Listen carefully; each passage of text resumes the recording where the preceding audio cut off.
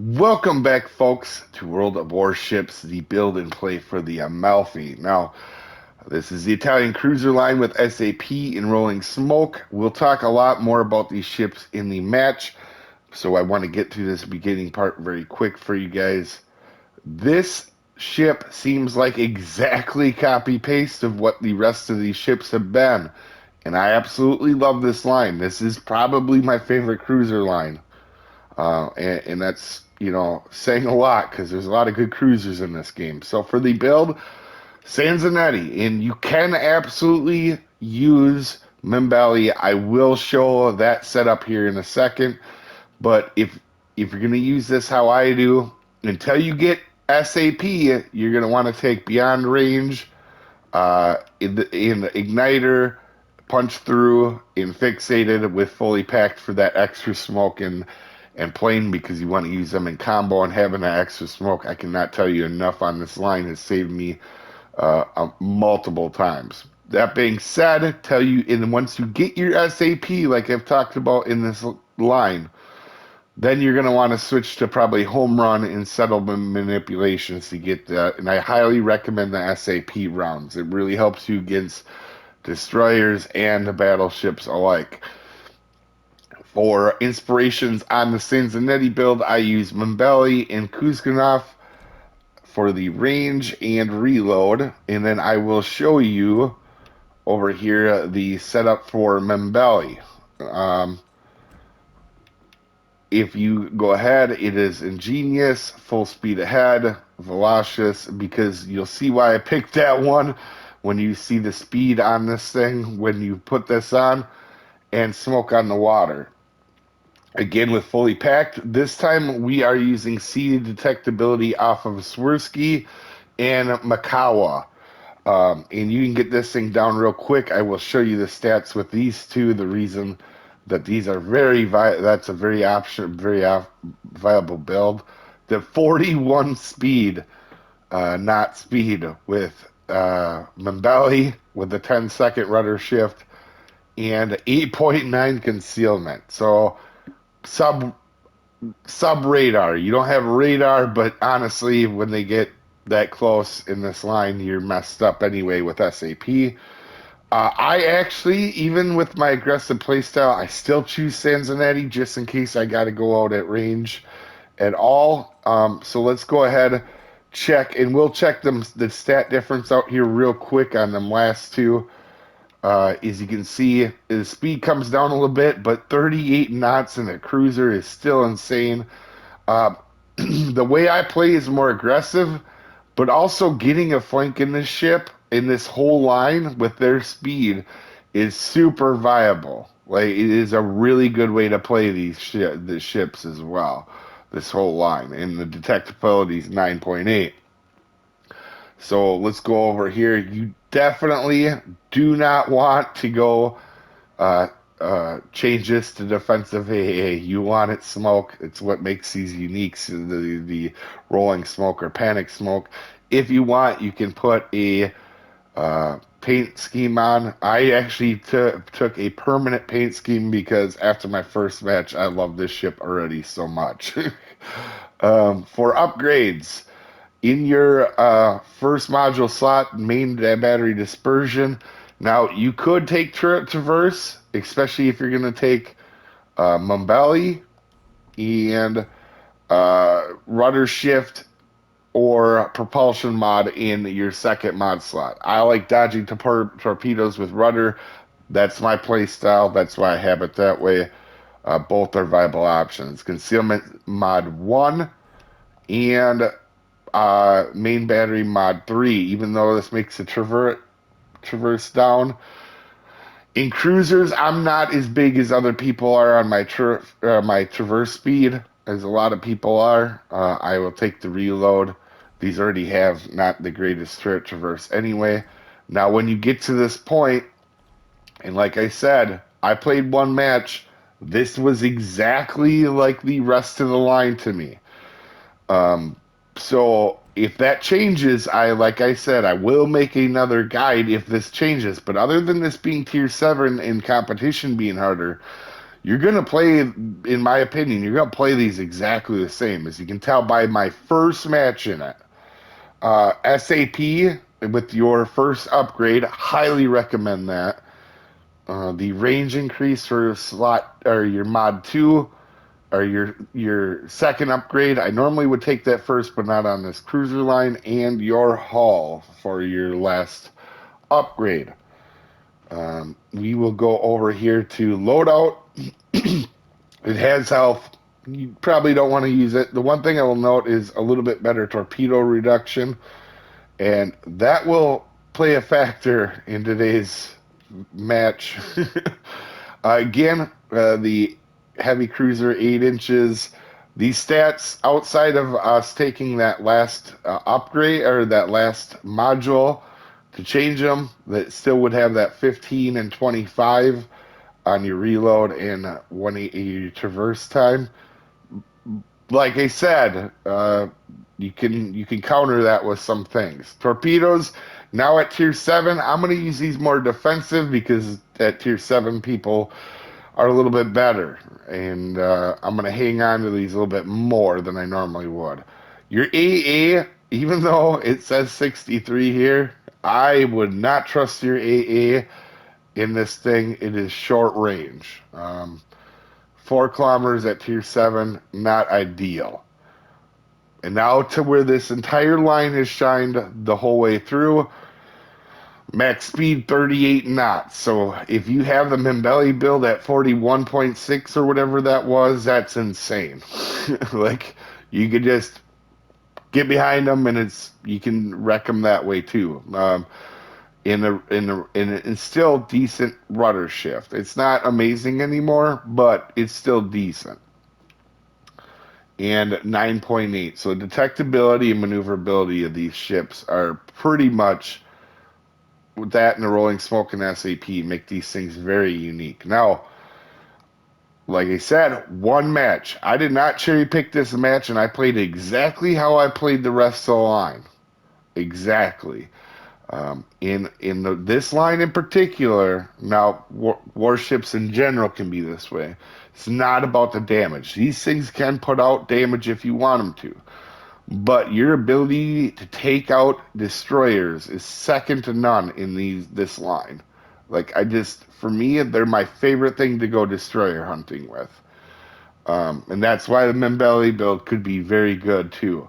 You see 54,000 damage in my only match that you guys are going to see, but 2,800 base XP. So it means I really helped the team, and you're going to see why in the match.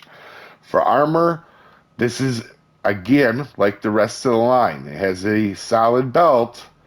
You don't want to take battleship rounds through the bow and stern, and there's no reason to with this belt that you have. Especially particularly through the stern. If you get a battleship behind you, it can go real bad for you. So let's take off and look at the Citadel. Again, it has the raised Citadel of this whole cruiser line, and for the heavy cruisers in this line. So I believe that's 5, 6, and now 7. This is your armor belt is an exposed Citadel. You get caught in these, you get caught in them, but you can bounce a lot of rounds as you see me do this at this whole entire line. As long as you're angled, you're okay. As we go ahead and check the other ships and start this battle, it is disclaimer time. This is a beginner's guide with my opinions on how to play and build this ship to help people who need help. This is not for people who think they already know everything about the game. There isn't just one way to play or build any ship. Also, I am just a above average player, not a perfect player. I make mistakes. You're gonna see some in the game. I'm sure of it. Also, I slaughter beautiful languages as good as anyone. It's almost an art form how great I am at wrecking languages. So prepare yourselves. With that out of the way, we could get into these ships or this game. And this is one of them. While it's not a super exciting game, it's super important how I played to stop the team to get defensive or getting points. And what we're going to do is, like the rest of this line, we're going to use this detectability and speed to get up real close. And our goal is, on my side, I don't have a destroyer. I seen him turn right, so I'm assuming he's going to see. I need to take this cap. And on northern waters, or at least prevent him from getting this cap. On northern waters, by the way, this cap over here, if you can stop the enemy team from getting it and get your team to come help you after they win their side, or you sit like I do and you wait for them to make a mistake, you will eventually have put yourself in a good spot to win the match. Now I come in here, I'm not detected, so at first I'm like, probably not a destroyer here. There's probably a destroyer in the middle. And I have no idea where the other one is at this point. So, right away, you can see a couple battleships, and I think Mogami's over here on the enemy team. My team is going to the outside. I don't really have a problem with that because I can hold them and prevent them from getting this whole deal over here. And obviously, Mogami comes out broadside, so before I get detected, I want to switch over to AP while he's got his broadside, and he just gets smashed by a teammate. And I shoot. Now that I wish I had kept HE there for this shot, but I still get some damage. And you can see the battleships have moved into the cap. And there is Jervis, and we are going to have a little bit of fun with Jervis later on, although he's going to get the best of me for right now, and I'm not going to be able to kill him. I probably should have. I think a lot of people would say I should have took and got rid of Mogami on that shot, but I would much rather take life off of a destroyer than a cruiser, getting rid of one cruiser. With that being said, again, Jervis gets away, even though I take another shot at him. And the reason I smoked up there wasn't for any other reason than at the time when I smoked up, I was still getting the cap. So I figured if I smoke up the last little bit and get the cap, I didn't know that Bismarck had pushed in, yet, because he hadn't, obviously, but Bismarck pushed in, stopped my cap. Otherwise, I probably wouldn't have used that smoke if I had known that. I thought there was a chance I was going to get that cap. Now, one thing I am a little bit frustrated on, as you can see, we start to gain the cap again, and then at 2 seconds, I think the La Foundry comes back in to stop it. Now, I'm expecting one of these guys to charge, because every time you do this over here, somebody charges you. If you wait long enough and you make sure you're useful to your team, have taken shots on like the Mogami, like we did, we got help get rid of the Mogami. That destroyer kind of just ran away from here. You can be super useful while, you know what I mean? Like we're sitting behind a mountain, but we're sitting behind a mountain in a cap, preventing somebody else from getting it. It's not like we're sitting at the back of the map, not doing anything. And that's a big part, as you can see, there's at least 4 ships over here.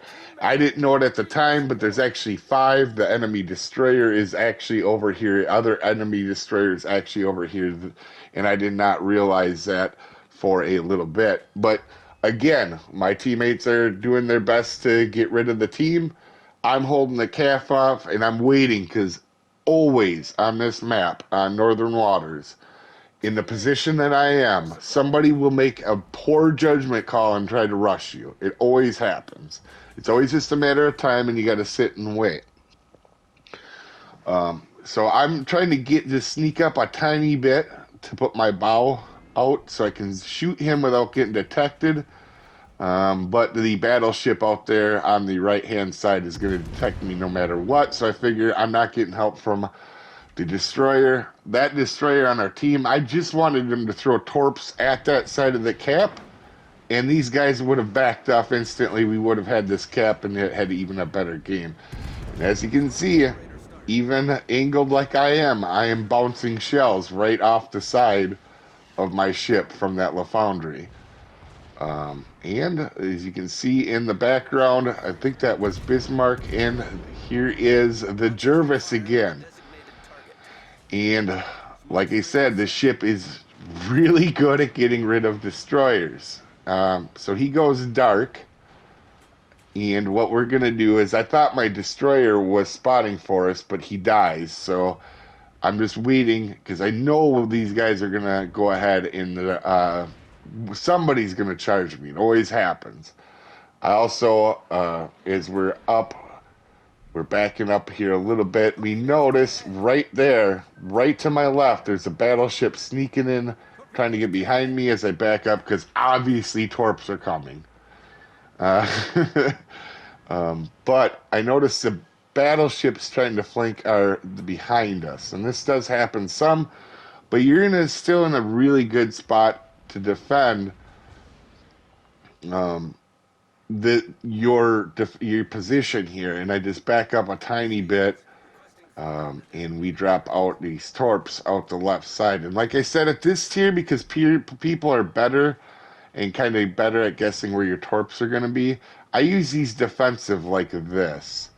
And it definitely seems to pan out quite well, as you're going to see in this match. Now, I only have 24,000 damage, but we've prevented that team from getting this cap. And you can see we get detected. I think Bismarck has a sonar on. And there is the Jervis charging me. And we've already helped get rid of one guy. But I will always take a trade in a cruiser. If I can get rid of a destroyer, and I don't care if I die, because that's a good trade, getting rid of a destroyer. See, we dev strike him with torpedoes. If we had SAP, he might have gotten dev struck naturally. So obviously I'm spotted. I actually thought I was going to die to that torp strike of his. And then this is where I realized there is also another destroyer here, because I seen, I think behind us we had a set of torps I saw, and I was like, oh, I think that is another destroyer back there. So I was going to help with the Gneisenau here really quick, and I assumed this whole time I was right on the brink of death, and I get lined up on him, and our teammate does in fact get rid of him. So my thought here is get on the backside and help the La Foundry, or help take out the La Foundry, because I'm sure the Bismarck is going to go down before we get a chance to help out. As you can see, he takes a pretty big shot there. And I don't even want to shoot my guns here. I just want to get to the other side and see if I can either spot this destroyer or help with the La Foundry, because it's just my battleship over here, and my cruiser is all the way at the back of the map. I'm not sure what cruiser that was, but he decided to go straight for the back of the map. Now, I probably, had I been tried for that, I would have actually maybe got that kill, but I don't really care about stealing kills. And we are going to take a extra shot here at the Cursum. I sent out torps because I figured that might help get rid of the Foundry, but you will see something interesting later with them torps. Obviously, I know I am dead here, but we got some damage on destroyer. And if I completely took out one destroyer and I took out half of a destroyer, that to me is a huge win, because I did stop him from getting that cap, and my team won. The other side is now coming over to help. So for me, that's a huge win, and I did what I wanted to. As you will actually see, that torp just hit that destroyer. That was not meant for that destroyer, but he hit it, and I get another dev strike. So, just by luck, I get both dev strikes on both the destroyers. But you can see, again, playing sneaky in this line, playing exactly how it's played the whole time, has really helped as we speed up the match here. And I have, while the damage isn't good, I completely get rid of 2 ships, 100%, help with a couple others, and have a decent game. Anyway, hopefully this helps you out, guys. We'll see you next time. Have a good one, folks.